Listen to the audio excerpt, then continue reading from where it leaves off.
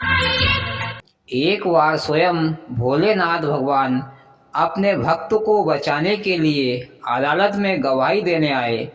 क्या कभी ऐसा हो सकता है? पर यह एक सच्ची घटना है, लेकिन आप लोगों को यकीन नहीं होगा।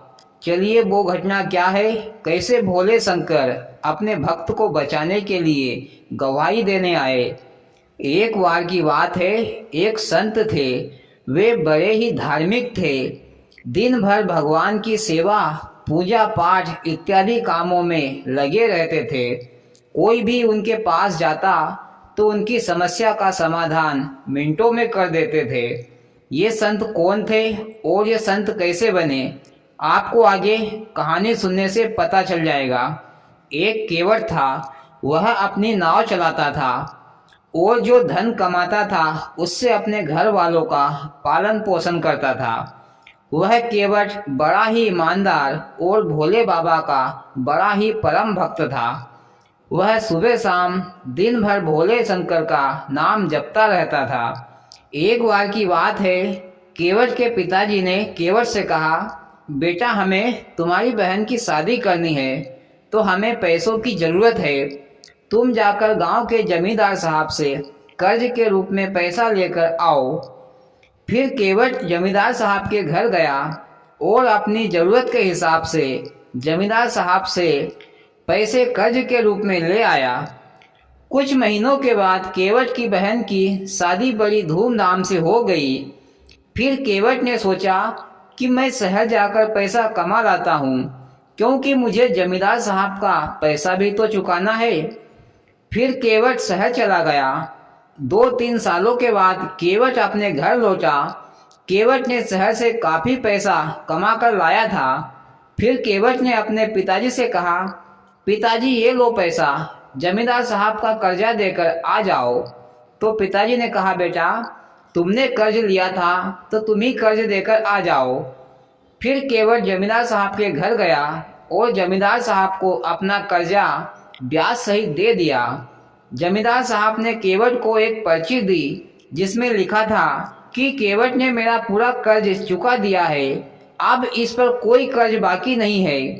लेकिन केवट ने वो पर्ची जमींदार साहब से नहीं ली और कहा, जमींदार साहब भरोसे पर दुनिया टिकी है।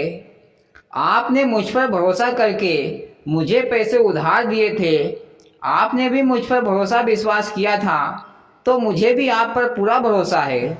मोदी जी, केवट को पर्ची ले लेना चाहिए था। अरे सबूत तो रहता। अरे कभी जमींदार साहब के मन में बेईमानी आ गई तो दोबारा कर्ज मांगेगा, फिर कहाँ से लाएगा सबूत। हाँ भैया, बात तो सही है, पर बेचारा केवट थोड़ा भोला था। फिर केवट अपने घर आ गया। इधर जमींदार साहब ने एक दूसरी पर्ची बनाई जिसमें लिखा था कि केवट ने अभी तक उसके पैसे नहीं लौटाए, अगर पैसे नहीं दिए तो मैं कोर्ट में केस कर दूंगा। फिर ये पर्ची दूसरे दिन केवट के घर पहुंचा दी। जब ये पर्ची केवट के पिताजी ने पढ़ी तो पिताजी के होश उड़ गए।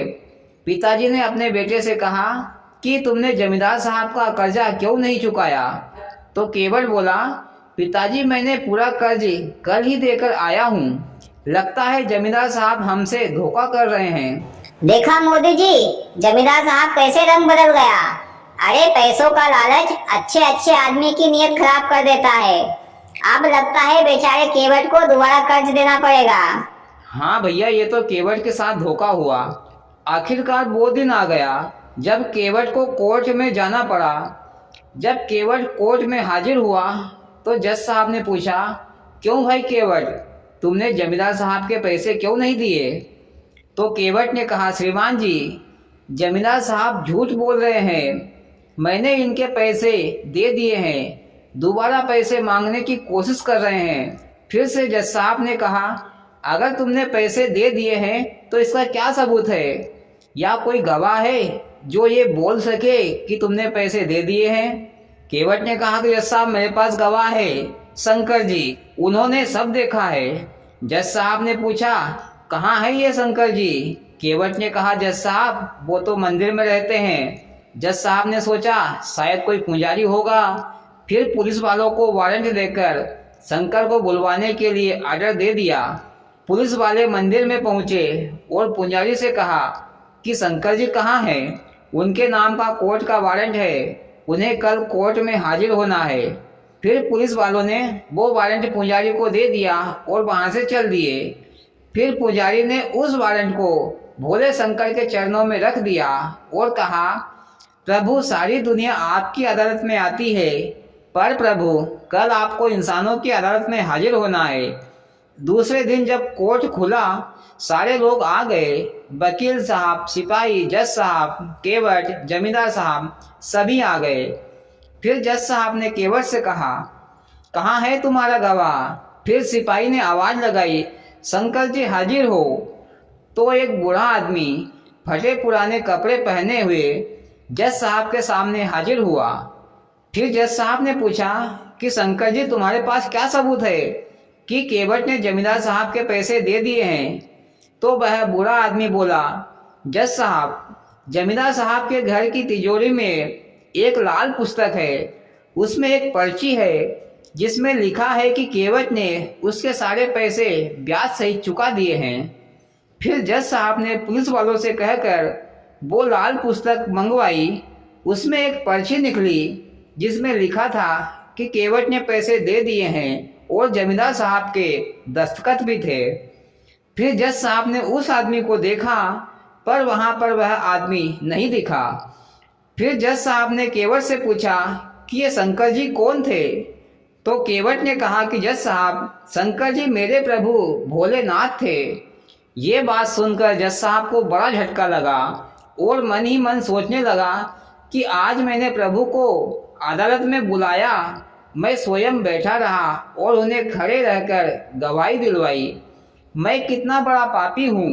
फिर जज साहब ने उसी दिन से जज की नौकरी छोड़ दी और वह रोजाना भोलेनाथ जी के मंदिर में जाते, पर वह बाहर से ही धूप में खड़ा रहता, कभी भी भोलेनाथ जी के मंदिर में नहीं बैठता और खड़े खड़े ही लोगों को ज्ञान की शिक्षा देता। इसी तरह धीरे धीरे लोगों ने उन्हें संत मानना चालू कर दिया। इस प्रकार एक जज साहब भोलेनाथ भगवान के भक्त तथा संत बन गए। तो भाइयों, भगवान की हम भक्ति करते हैं तो भगवान हमारा साथ जरूर देता है, बस विश्वास होना चाहिए। और कहानी खत्म। वह मोदी जी बड़ी ही धार्मिक कहानी सुनाई, सुनकर ज्ञान प्राप्त हुआ। और भाइयों, आपको कहानी से क्या शिक्षा मिलती है कमेंट करके जरूर बताना। और भाइयों, आपको कहानी अच्छी लगी हो तो प्लीज़ वीडियो को लाइक और चैनल को सब्सक्राइब जरूर करें। भोलेनाथ सबके साथ।